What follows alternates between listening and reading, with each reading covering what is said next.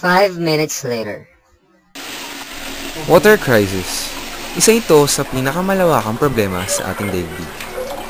Ang simpleng pagtitipid ng tubig ay malaki na ang may tutulong sa nasabing suliranin.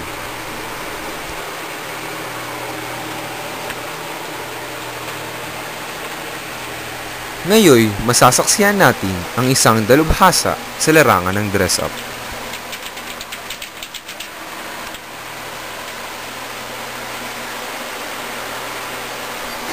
Mababakas natin siya ay tunay na abala sa kanyang gawain. Nang kanyang biglang napansin, kinakailangan na niyang lumisan.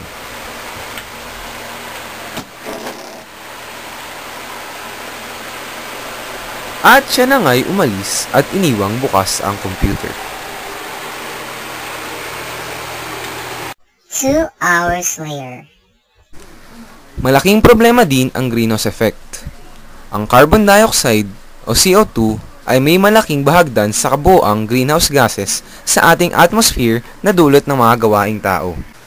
Atin namang balikan ang mga video clip kung saan nagpakita ang mahiwagang kamay. Makikita nating isinarado ni Ecoman ang naiwang gripo upang makatipid sa tubig.